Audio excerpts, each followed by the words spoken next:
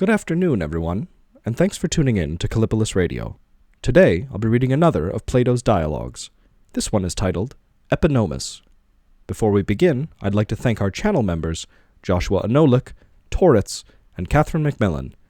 If you're interested in becoming a member of the channel, you can find more information in the description below. Additionally, if you're interested in philosophical or literary discussion, you can join our Discord, also linked in the description. Thanks for listening. Persons of the dialogue: Cleinias and an unnamed Athenian. We begin with Cleinias. Well, stranger, here we are, duly assembled, all three of us as we agreed, you and me and Megalus here, to consider what account we should give of the sort of understanding which, according to us, once apprehended, gives a person the finest understanding a human being can possibly have. For, although we maintain that we have, in general, described all matters concerned with law-giving, we have neither investigated nor referred to the most important question: what exactly should a mere mortal learn in order to become wise? So, we should now attempt to make good this omission. Indeed, we run the risk of failing to complete the objective of all our endeavors, which was to clarify everything from beginning to end. Athenian. Well said, Cleinias. I believe the argument you're about to hear is unusual, and also, in a sense, not so strange at all. Indeed, many people, based upon their experience of life, proffer the same argument, that the human race will never be blessed or happy. Follow me, then, and decide whether or not you think I am right in what I say, along with them, about such a matter.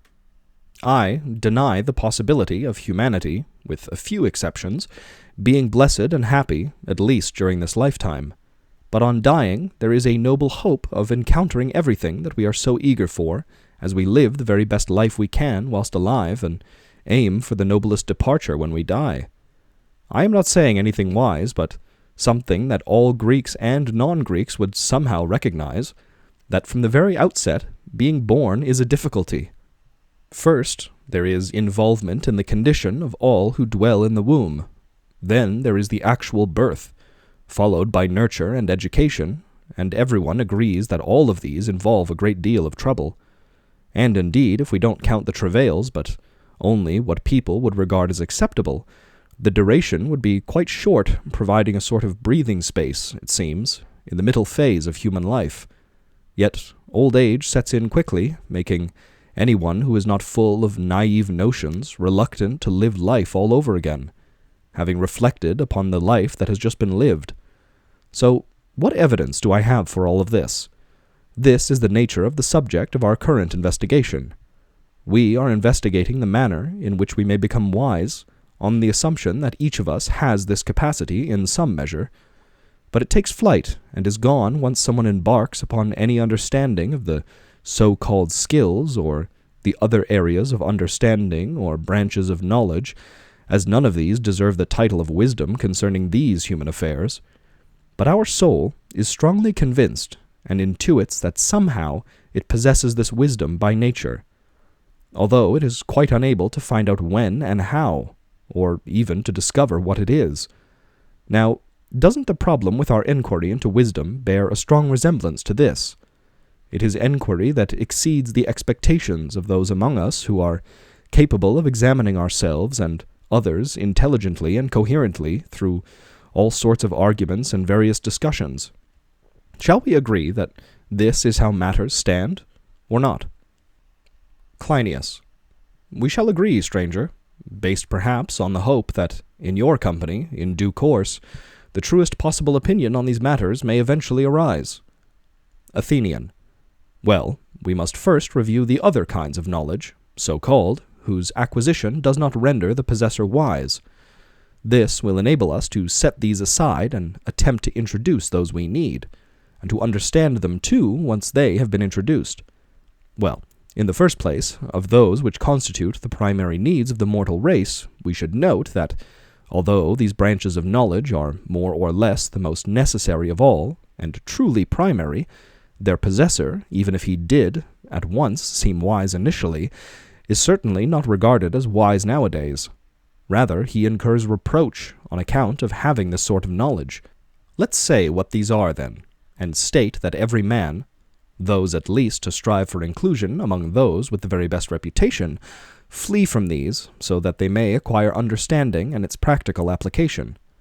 Let the first one be our knowledge of eating other creatures, which, so the story goes, forbids this entirely in some cases, and institutes a law to allow such consumption in others. May those who have gone before us be gracious to us as indeed they are, but let us first bid farewell to those we have just mentioned. For, although the production of barley and wheat, as well as food, is noble and good, it will never of itself make someone perfectly wise. Indeed, the very word production might bring about a distaste for the actual things that are produced. And since it is not by our skill, it seems, but by the nature subject to God, that we have all come to manage the earth, agriculture will never really make us wise either, nor, indeed, will the building of houses or construction in general. The manufacture of various sorts of equipment, the work of the blacksmith, the carpenter, the potter, the weaver, and the provision of all sorts of tools. This knowledge is of benefit to the populace, but it is not said to confer excellence.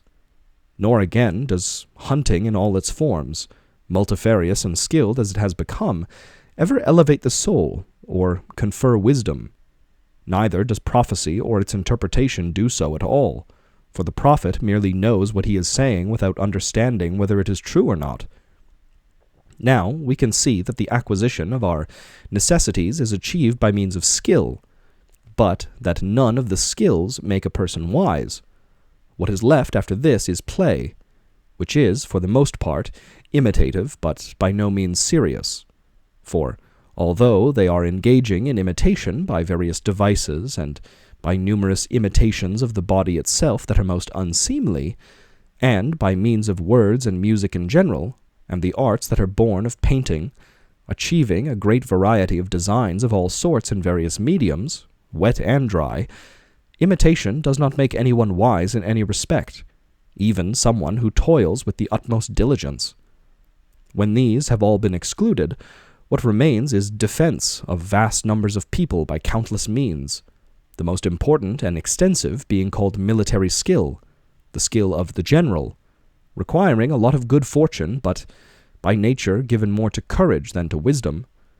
As for the skill of the physician, this is presumably a defense of sorts against the ravages inflicted upon the nature of living creatures by the various seasons with their untimely cold and heat and the like, but none of this is reputed to be wisdom in the truest sense, being devoid of measure and driven by opinion and guesswork. We also refer to steersmen and sailors as defenders, but you would not declare a single man among them to be wise, even to reassure us, for they could not know the wrath of the wind nor its friendly face either, all of which is so central to navigation. Nor indeed do those who claim to act as our defenders in lawsuits with their power of speech. They pay attention to human character by means of memory and experience born of opinion, but they have strayed afar from the truth of what is really just. But there remains yet an unusual power that is reputed to be wisdom, although most people would call it a natural capacity rather than wisdom. It is noticed in a person who easily learns whatever he is learning, securely commits a lot of material to memory, recalls what is relevant to each situation and what is appropriate, and quickly enacts this. All this is designated by some as a natural capacity, by others as wisdom, by others as a natural shrewdness, but no sensible person will ever be prepared to call someone truly wise for any of these endowments.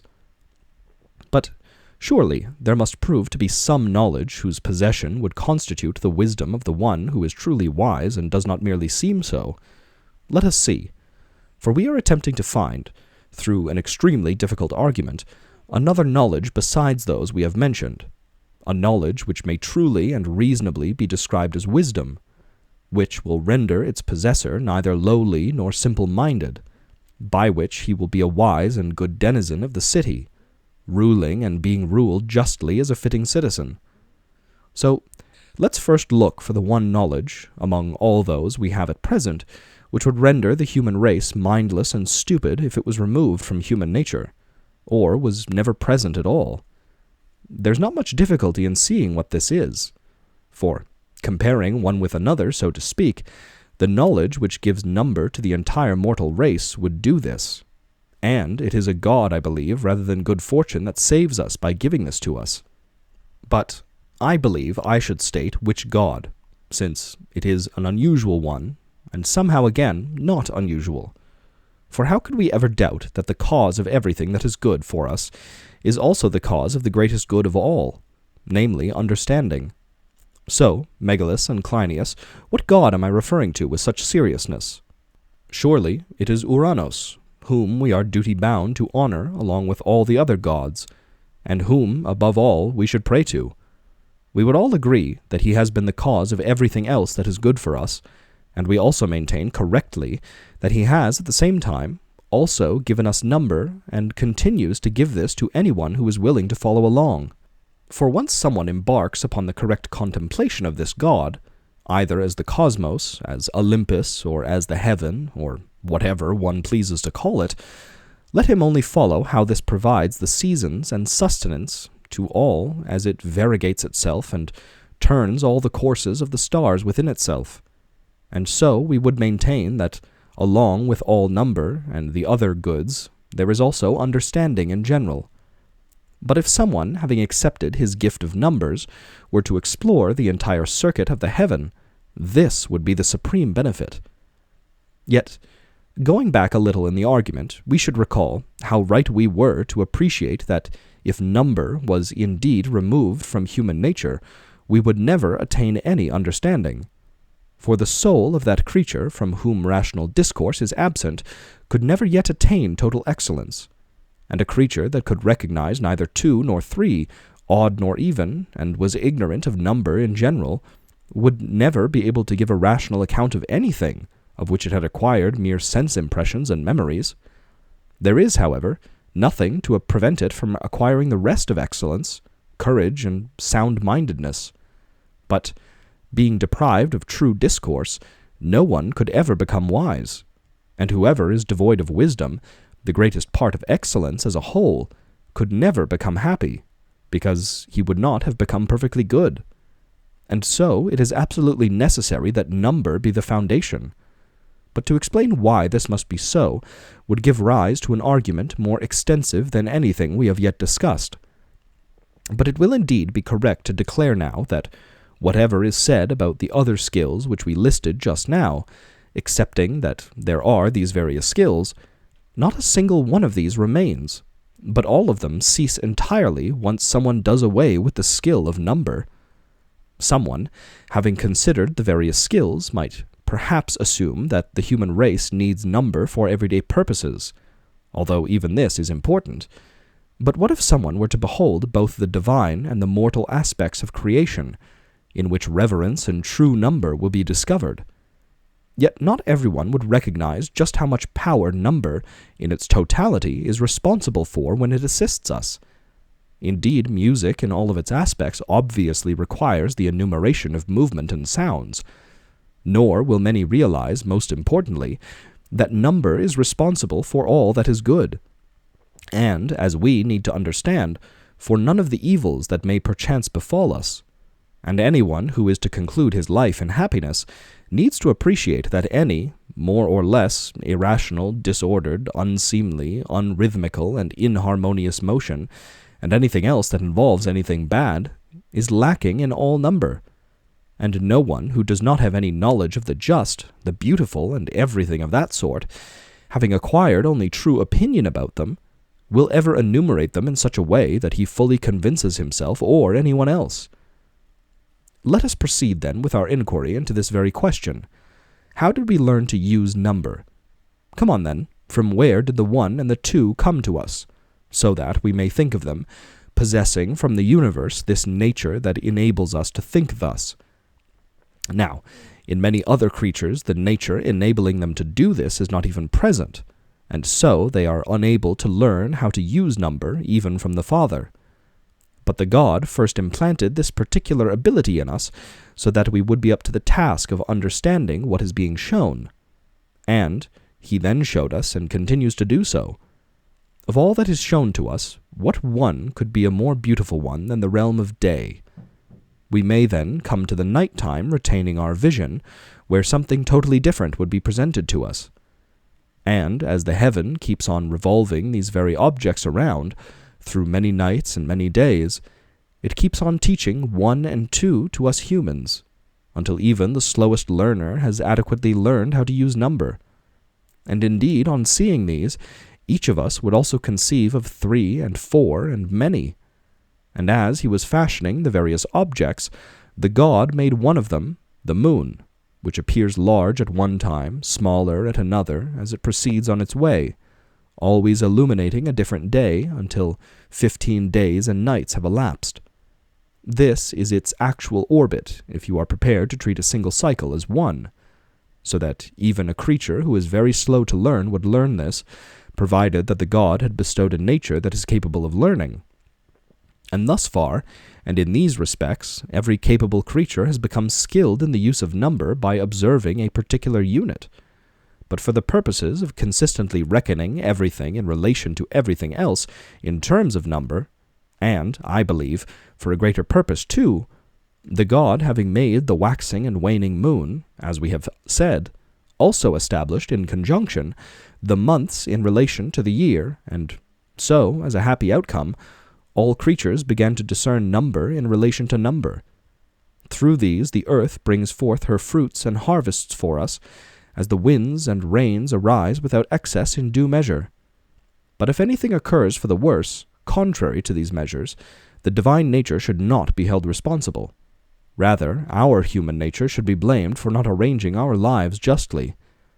Now, in our inquiry into laws, it seemed to be easy, in general, to understand what is best for humanity, and that anyone would be up to the task of understanding the various pronouncements and acting upon them, provided we understood precisely what is likely to be to our advantage, and what is not advantageous.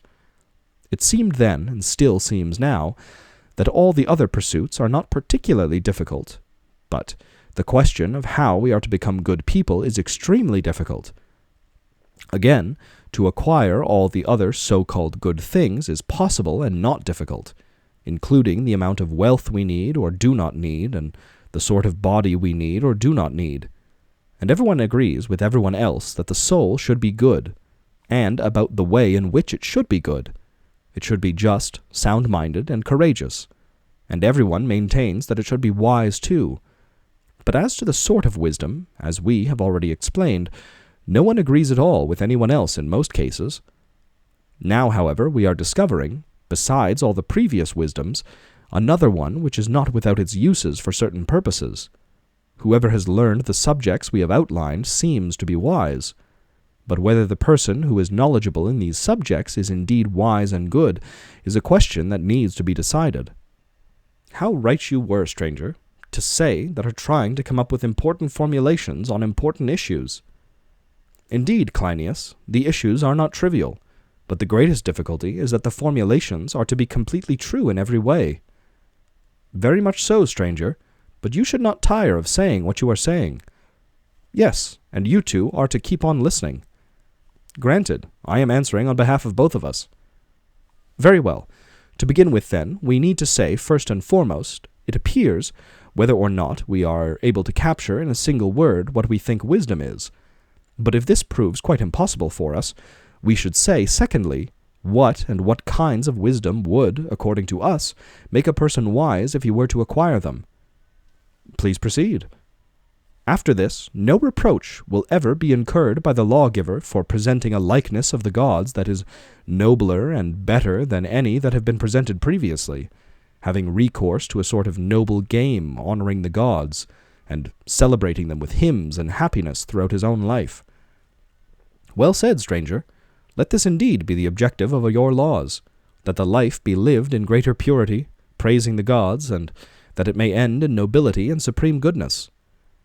So, Cleinias, how are we to describe this? Do you think we should honor the gods by singing heartfelt hymns, praying that the noblest and best words will come to us? Is this the way, or what do you think? Yes, that's a wonderful way to proceed.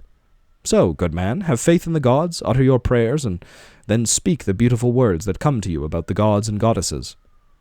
It shall be so, provided the god himself guides us. just join in the prayer." "Speak on." "Well, firstly, since our predecessors did such a bad job of describing the origin of gods and mortal creatures, it is necessary for me first to express this better, based upon my previous argument, resuming what I was trying to say to the impious folk. I was saying that there are gods who care for all things great and small, and who are more or less incapable of persuasion in matters of justice. I presume that you remember, Cleinias, since you both took notes, and indeed what was also said at the time was very true. The most important of these statements was that any soul would be elder than the body. You do recall? This must surely be the case. For it is plausible that the better, more ancient, and more godlike be elder than the young, the younger, and the less honorable, and that the ruler be elder in every respect to the ruled, and the leader than the led. Let us understand, then, that soul is elder to body. But if this is the case, our starting point would constitute a more plausible basis for the starting point of creation, and we could then propose that we are embarking aright upon the greatest wisdom, that which concerns the origin of gods. Let it be so. We have spoken as best we can. Come on, then. May we declare that a living creature may most truly be described, according to its nature, as a combination of soul and body coming together to give rise to a single form? Correct. Is something of this sort, then, rightly called a living creature? Yes. Well, according to the likely account, we should say that there are 5 solid bodies from which the best and most exalted things may be molded, while the other kind, in its entirety, has a single form. For nothing could be bodiless and always entirely devoid of color, apart from the truly most divine kind, which is soul. To this alone, we may say, belongs the function of molding and fashioning, while, according to us, it belongs to body to be molded, to be fashioned, and to be visible. But we should say once more, for it should be stated more than once, that it belongs to soul to be unseen, to be aware, to be known by reason, and to partake of memory and calculation by odd and even transformations. Now, we should declare that there is fire and water, that air is third, earth fourth, and ether fifth, and that every creature is perfected in complexity and variety by the relative predominance of these bodies. It is necessary to understand these individually as follows.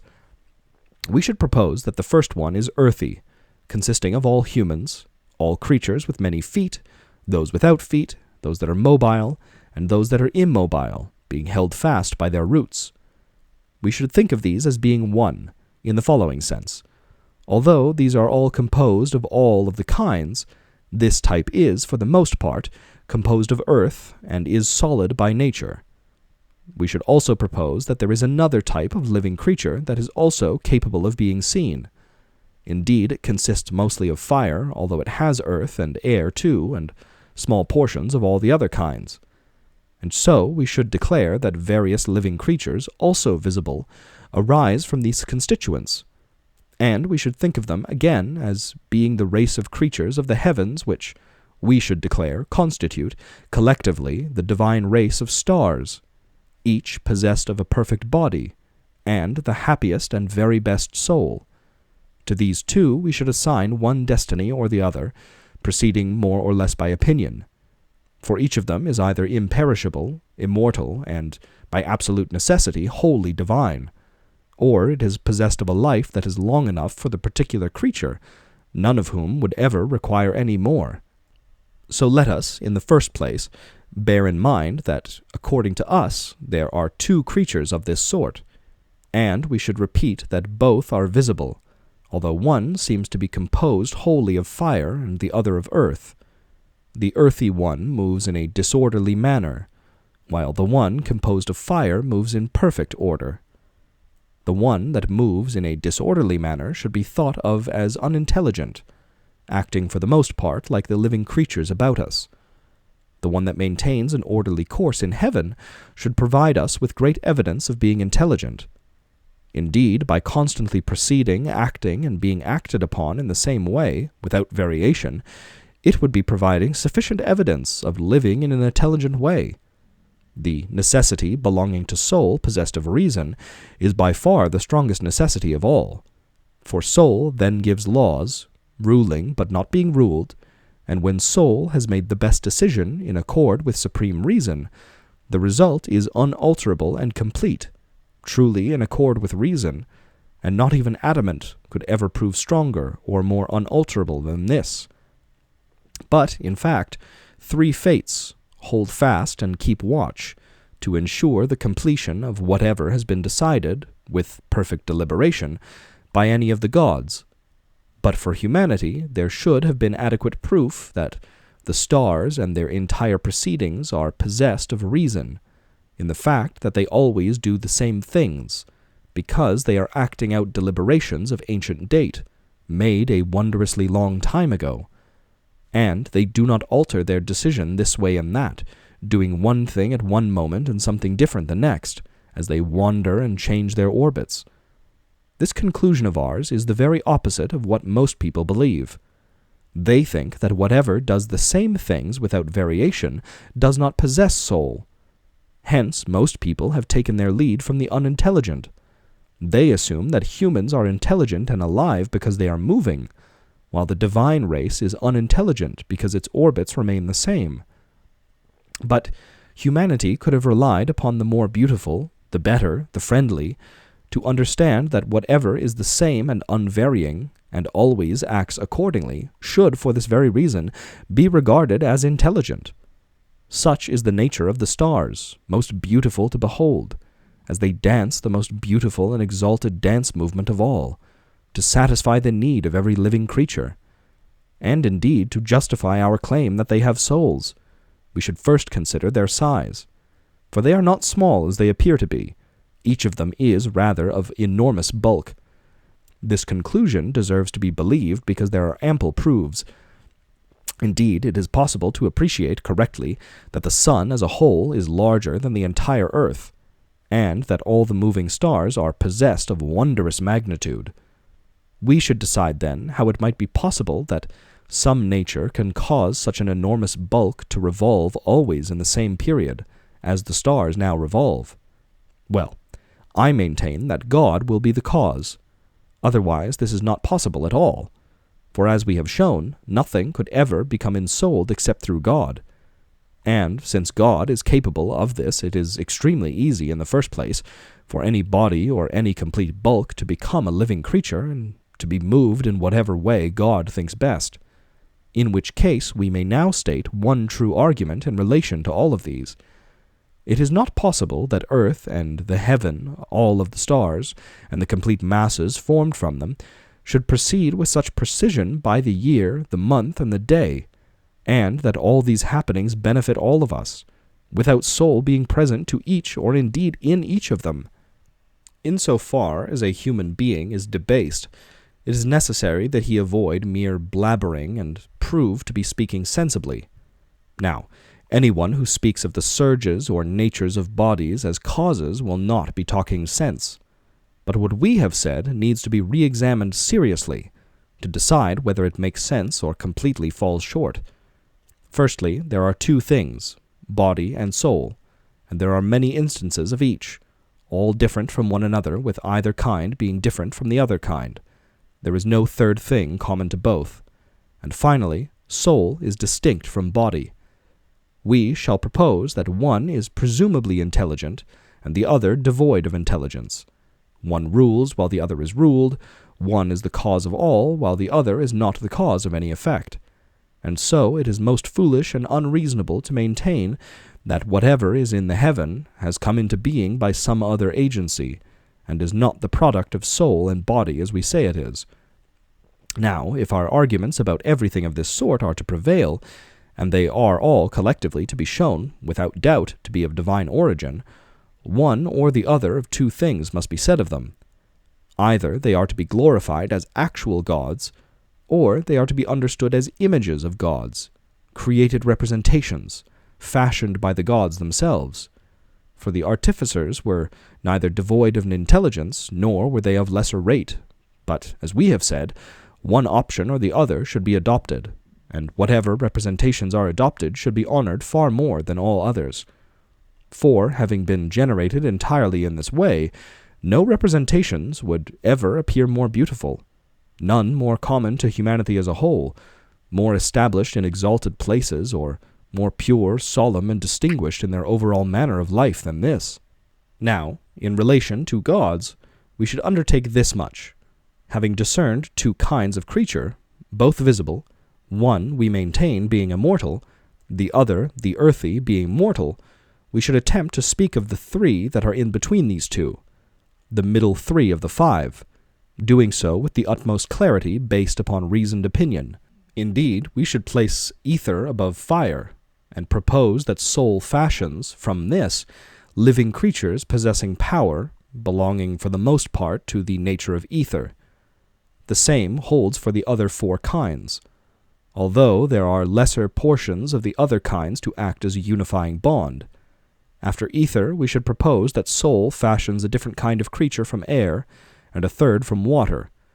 And soul, having wrought all of these, is likely to have filled the entire heaven full of living creatures, using all five kinds according to their power, all having come into being partaking of life. These are second, third, fourth, and fifth in descent from the manifest gods, ending with us humans. As for the gods such as Zeus, Hera, and all the others, anyone may propose whatever they wish, but in accordance with the same convention, and this account must be adhered to. The visible gods, then, the greatest, the most honored, the keenest of sight, must be said to be first. These are the stars, and whatever else we observe among their cohort. After these, and below these in order, are the daemons, the airy type, occupying the third and middle position, responsible for interpretation, whom we should greatly honor in our prayers, to ensure that they convey auspicious messages. Two of the creatures, one being of ether, the one after it being of air, each of them being entirely transparent, are not clearly visible to us in spite of their proximity, partaking of a wondrous intelligence.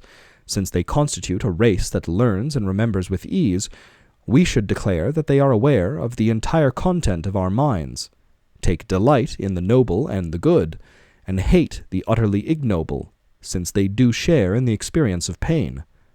For although a god perfected in divine destiny is beyond pleasure and pain, he does partake of total wisdom and understanding, and the heaven has been filled full of living creatures, who all interpret towards one another and towards all the supreme gods, because the creatures of the middle region move easily and gently over the earth and the entire heaven.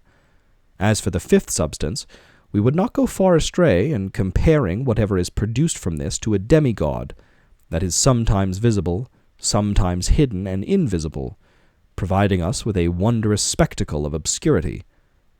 Now, since there are indeed these five living creatures, howsoever any of us have encountered them, coming across them in dreams whilst asleep, in prophetic statements and utterances heard in health or in disease, or meeting with them at the end of our lives, beliefs develop in individuals or in communities from which various sacred traditions of many peoples have arisen and will arise.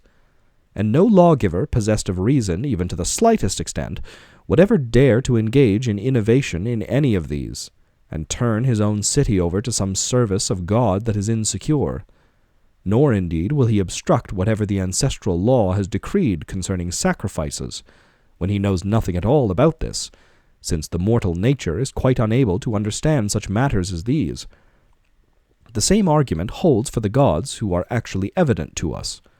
Vile indeed are those who dare not speak of them and reveal that there are these other gods, bereft of rituals, receiving not the honors that are due to them.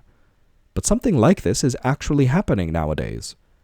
What if one of us, having seen the sun and moon coming into existence and watching over us all, said nothing, being somehow unable to speak, showing no eagerness to play our part, leaving these deprived of honors, reluctant to elevate them to an exalted status, institute festivals and sacrifices for them, assigning special times to them, and determining the duration of their various annual cycles?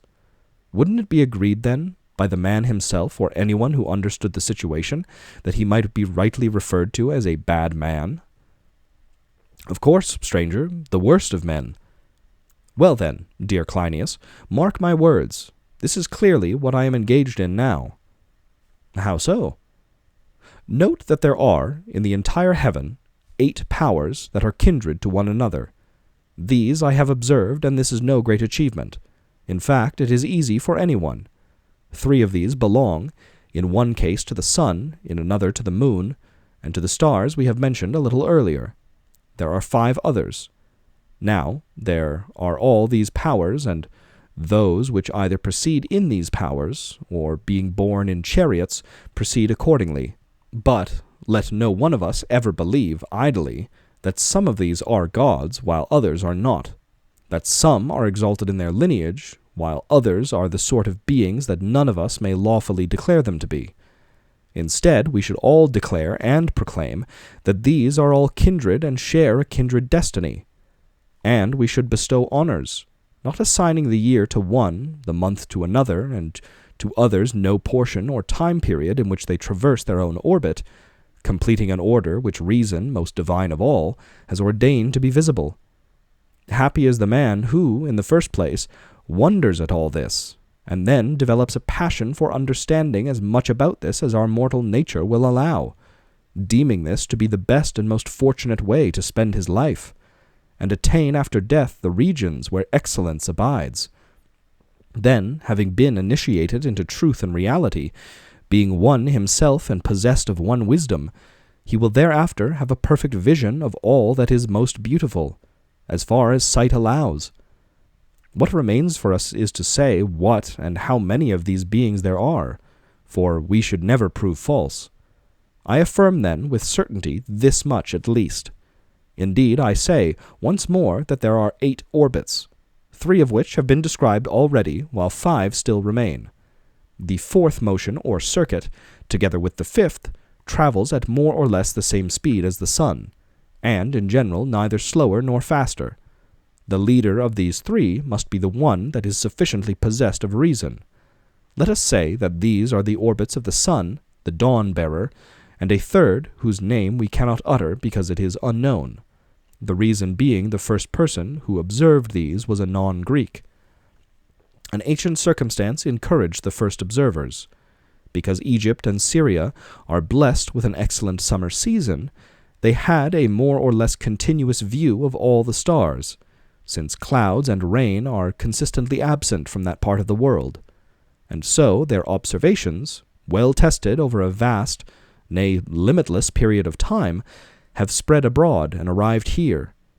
Therefore, we must be courageous enough to pass laws for these, since it obviously makes no sense that some divinities are honored while others are not.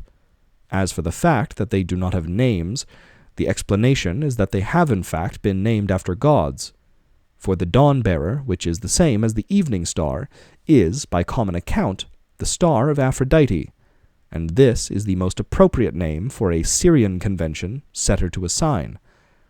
That which runs its course more or less along with this, and with the sun too, is the star of Hermes. We should also mention 3 further orbits of bodies proceeding to the right, along with the moon and the sun. And we should also mention one, the 8th, which may especially be referred to as the cosmos, proceeding in the opposite direction to all of those, leading the others, or so it might seem to humans with little knowledge of such matters. But we need to say whatever we are up to the task of saying, and that is what we're doing. For to someone who has experienced even a little sound and divine reflection, the actual truth seems somehow to lie in this direction. 3 stars remain, one of which is much slower than the others, and some people take this to be the star of Kronos. The next slowest should be called the star of Zeus, and after this comes the star of Ares, which has the reddest color of all. None of these phenomena are difficult to apprehend, once someone has described them, but, as we are saying, it is necessary for someone who has understood the matter to take the lead. Now, there is something that every Greek should understand. The region we Greeks inhabit is perhaps the best of all for the acquisition of human excellence, and, in praise of this, it should be explained that our climate is the mean between the extremes of winter and summer. and our summer climate, being inferior to the climate in that region yonder, as we have said, delayed our appreciation of the order that belongs to these gods. But we may assume that whatever we Greeks acquire from non-Greeks, we take to a higher level of perfection. And indeed, we should keep in mind that the same holds for the topics we are now discussing. Although such matters as these are difficult to investigate with certainty, there is nevertheless a great and noble expectation that we Greeks will exercise a better, and indeed a more just concern for all these gods, than the tradition and worship that has come from the non-Greeks. For we will make use of instruction and prophecy that comes from Delphi, and the entire system of worship ordained by our laws. And let none of us Greeks ever harbor the fear that mere mortals must refrain from engagement with matters divine. We should hold the very opposite view, that the divine is never devoid of intelligence, nor somehow ignorant of our human nature. It knows, rather, that under divine instruction we shall follow along, and learn whatever is being taught. And the divine knows, of course, that the very thing it teaches, and what we, for our part, learn, is number and counting. For the divine would be utterly mindless if it were unaware of this. Indeed, as the saying goes, it would be ignorant of its own self, angered by someone's ability to learn, rather than sharing without envy in the joy of someone who had become good with the help of God. Now, there is an account, widespread and plausible, that there was a time when humans had their initial conceptions of the gods, and how they came into being, and the sort of beings they were, and how they engaged in various activities. But the accounts were neither acceptable nor to the liking of the sound-minded, nor could they accept these subsequent accounts in which priority was attributed to fire and water and other bodies, and lower status given to the wondrous soul. Accounts whereby the more exalted and revered motion was the motion allotted to the body to move itself by means of heat and cold and the like, rather than the motions of the soul moving both itself and the body. But now, since we are saying that soul, once it has actually come to be present in the body, naturally moves and circulates both itself and the body, there are no reasonable grounds to doubt the ability of the soul to set any mass in motion. Since we maintain that soul is the cause of the whole, and the causes of all good things are like those things, while the causes of bad things, on the other hand, are other things of that sort, it is no wonder that soul is the cause of all circulation and motion, that the circulation and motion towards the good belongs to the best soul, while the opposite holds for the opposite kind of soul, and anything that is good must prevail, now and ever, over its opposite. We have said all this according to justice, the avenger of those who are unholy. But, regarding the matter under scrutiny, we cannot but believe that we should regard the good as wise. As for the wisdom we have sought for so long, we should see whether we can discern this in some education or skill, whose lack of recognition among the just would render us ignorant for being like this. I must explain. For having sought this wisdom high up and low down, I shall attempt to reveal it to you in the way that has become evident to me. Indeed, I am strongly of the view, as indicated by what has just been said, that our failures in practicing the most important part of excellence is responsible for our predicament. And it must be said that, for our mortal race, there is no part of excellence more important than reverence, and we should never be persuaded to the contrary. But through the utmost ignorance, this reverence has not arisen in the very best natures.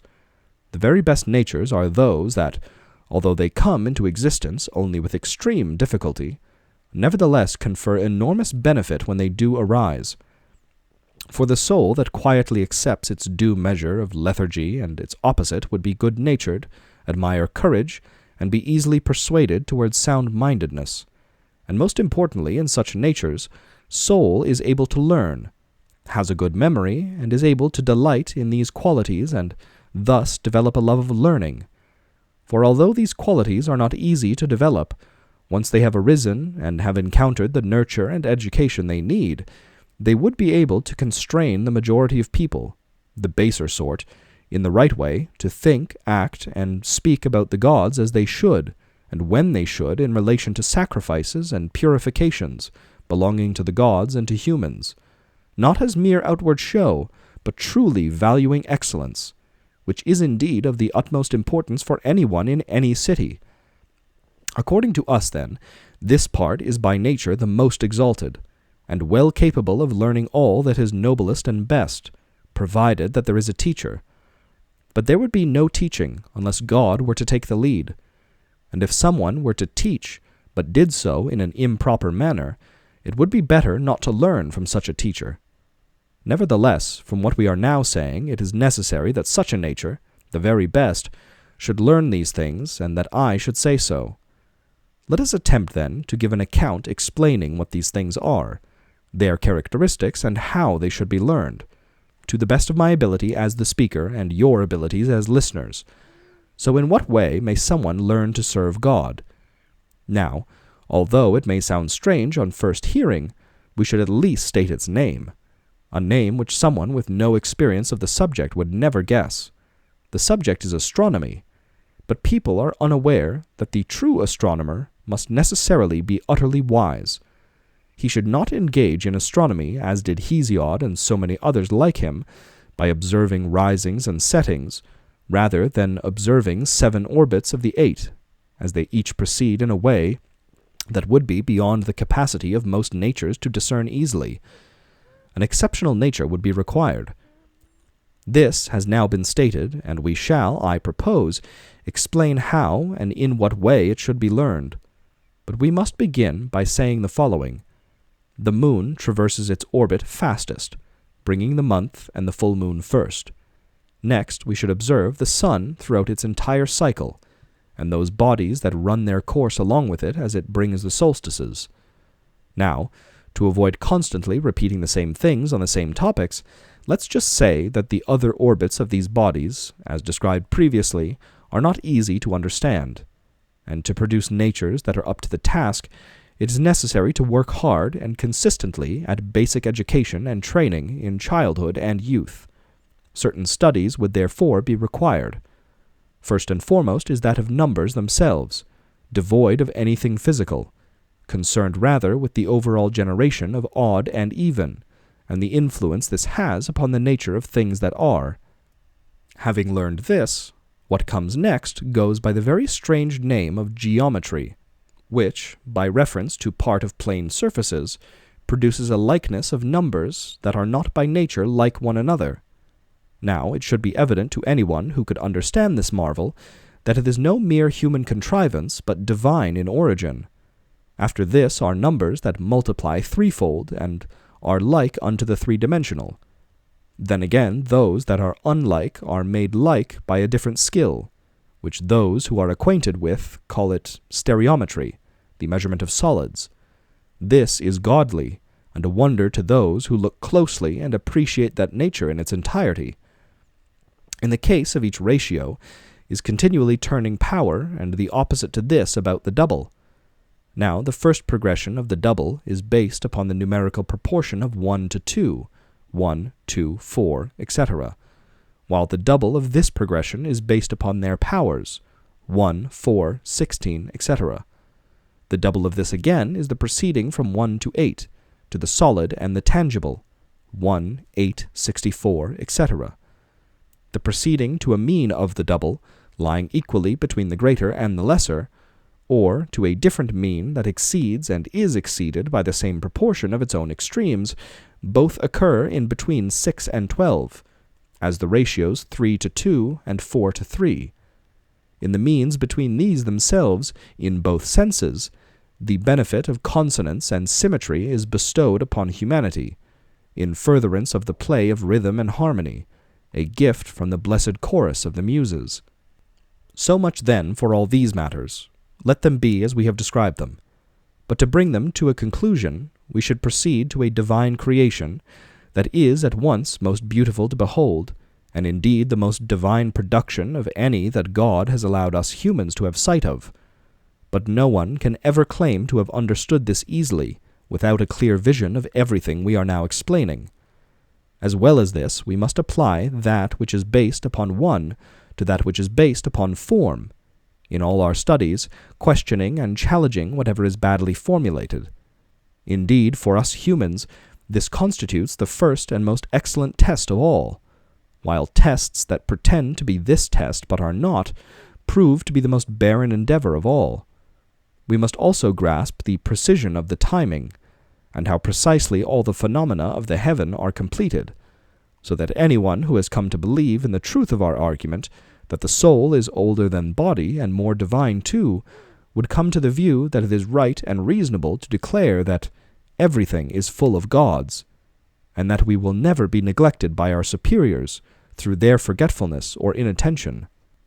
In relation to all matters of this sort, it is necessary to bear in mind that, if someone understands each of these aright, a great benefit accrues to whoever understands systematically. Otherwise, the best course is always to call upon God. It is necessary to explain what we mean by systematically. Every geometric construction, every numerical system and harmonic structure, and the unified agreement of all the circuits of the stars, should be revealed to the person who learns systematically, and revealed they shall be, if, as we say, a person learns aright by looking towards one. For a single bond naturally uniting all these will be revealed to those who think about things in this way. But if someone engages in these studies in some other way, he should, as we say, invoke good fortune. For without these studies no happy person will make an appearance in our cities. This is the system, this is the upbringing, these are the subjects. And whether it be difficult or easy, this is the course along which we must proceed. And it is not permissible to disregard the gods, now that our systematic declaration about them has all been disclosed so successfully. Whoever has grasped all of these subjects together is deemed by me as truly the wisest. Of such a person I insist in jest and in all seriousness too, that when his destiny is fulfilled in death, if we may say that he still persists after death, he will no longer partake of a multiplicity of perceptions as he does now. Having a share of one destiny alone, having become one from many, he will be happy and wise and blessed too, and whether he lives this blessed life on continents or on certain islands, he will forever share in good fortune of this sort, and whether he has spent his time here in public life, or as a private citizen, he will, at the hands of the gods, experience the same advantages in the same way. The same argument is presenting itself now, the one we stated at the very outset, and it really is true that with few exceptions it is not possible for us humans to be perfectly blessed and happy. These statements are correct, for only those who are divine and sound-minded, and naturally share in excellence in general, and furthermore has grasped everything that is contained in the blessed subject, and we have explained what this involves, only these people adequately acquire and retain the entire spiritual content, and so we maintain in private, and enact in public in our laws, that those who work at these studies in the right way should be awarded the highest positions of authority in their advanced later years. The others, speaking reverently towards all the gods and goddesses, are to follow such people, and it is only right that all of us, having properly recognized this wisdom and put it to the test, should call upon the Nocturnal Council to pursue it too.